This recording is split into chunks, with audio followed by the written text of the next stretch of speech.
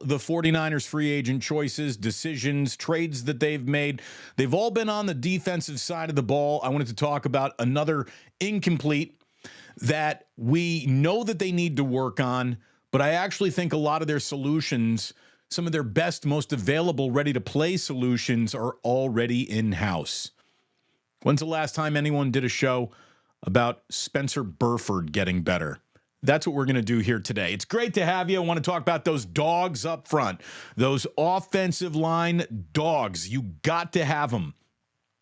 And right now, I think some of the dogs that the 49ers have are going to be more valuable to the upcoming season than the dogs that they're going to go out and get. Think about how Aaron Banks got drafted and was unable to dress. It was such a project to get him ready. And now 3 years in, this guy is an actual player. He, outside of Trent Williams, was the best offensive lineman that the 49ers had last season. You look across the board, obviously with Trent Williams are good. We don't even need to talk about Trent. Trent is allowed to play as long as he wants to play for the 49ers. If his body says, I can strap it on and get ready and get out there today, you let him play, no questions asked. Behind him, you have an improving Jalen Moore, who is 26 years old. Aaron Banks, again, is only 26 years old. Jake Brindle, a player that a lot of people would like to see an upgrade from. He's 31 years old. He's not at the end of his ability to get any better. This brings us to Colton McKivitz, who's 27, who's going to be around for at least a couple more years. He's a better player than a lot of people want to admit.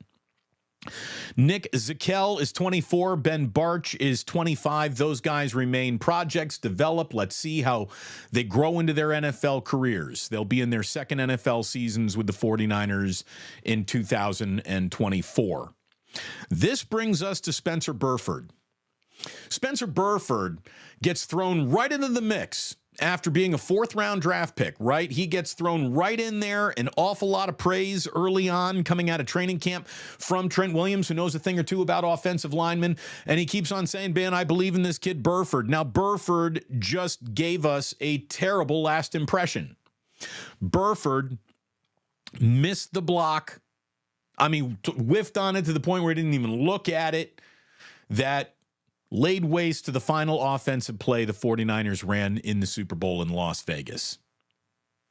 Bad dessert will make you say, well, that whole meal was terrible. And look, Spencer Burford was subbed in for by John Feliciano, who remains a free agent. We don't know if he's back or if he's going to move on to greener pasture. I don't know if there's greener pasture for Feliciano than right back with the 49ers, so hopefully that brings him back to Santa Clara. Burford has started 30 games. 30 NFL games already. He is 23 years old. Remember how Aaron Banks, the day he got to the league, wasn't good enough to even put on a uniform on game day? Spencer Burford was thrown right into it, has done a pretty damn good job, all things considered. And again, he's 23 years old with 30 NFL starts already underneath his belt. Here's a slice of content no other creator's given you on YouTube today. And I know that when you lead with an offensive line thumbnail, you're probably asking people to go click on other thumbnails with sexier positions and players like Brandon Ayuk. Let's talk about him. Let's talk about the secondary. Let's talk about guys who run fast or touch the football. All of that sexier. I get it. What if I told you that a critical piece of the 49ers in 2024 is the offseason development of Spencer Burford? As a matter of fact, there might be nobody on the 49ers who big step forward doesn't solve more problems in one big step forward than Spencer Burford. He's only 23. You don't give up on a 23-year-old who has already made 30 NFL starts. That's really impressive. I know everyone's waiting on the next really big move. I know everyone's thinking, is Joey Bosa going to be put in the mix? Is Snead from Kansas City going to be brought into the fold? Is there a big trade? Mike Silver, who's been all over an awful lot of the moves that the 49ers have made, continues to hint that there is something still on the horizon for this team that's going to make everybody who's a 49er fan go, hey, look at that, look at that, look at that. Maybe there will be. maybe that is coming. I think that Spencer Burford getting better is probably more important than adding Joey Bosa. I really do. Like Spencer Burford's massive offseason that turns him into a don't need to worry about that guy starter anymore. That would just be incredible for the San Francisco 49ers. Getting better up the middle just makes them so much better. It's hard to develop an offensive lineman. It's like it's like a center in the NBA. It's a position where you got to, 1, grow into the body, 2, grow into the league, 3, make sure that you fit into it and are the right piece of the puzzle for the team that's running you out there. I think that there is a huge opportunity for Spencer Burford laying right in front of him, and I really hope that he takes it. I really do. This guy's offseason is one of the biggest off seasons that officially nobody but me in this video has talked about.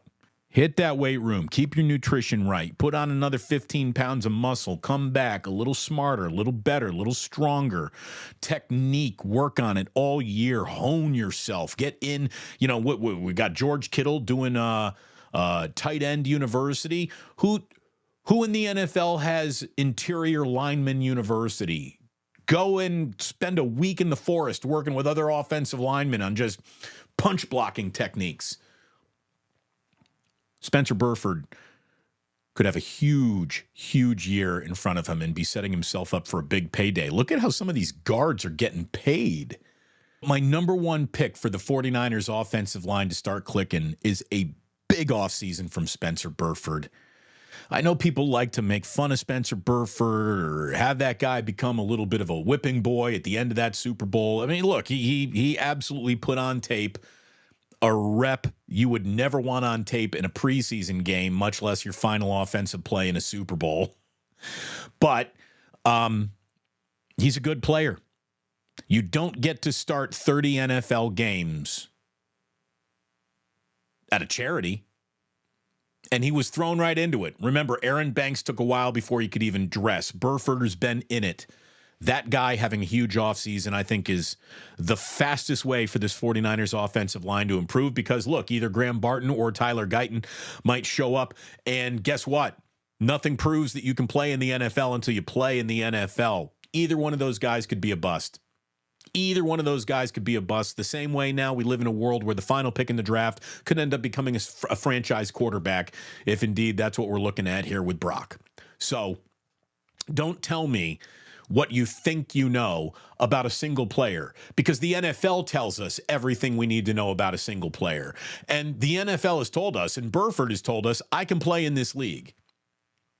Year 3 for an offensive lineman. That's a huge year. Huge year. That step between your rookie year and your sophomore year in football, everyone considers that the biggest step. The second biggest step you're going to take in your development is obviously now year 2 into 3. And then after that, you're kind of becoming who you're going to be. Your track is determined by your starting points. I like Burford's starting point, and I think you should too. Thanks for watching. Tune into the Damon Bruce Show live on YouTube every weekday at 2 p.m. Eastern, 11 a.m. Pacific.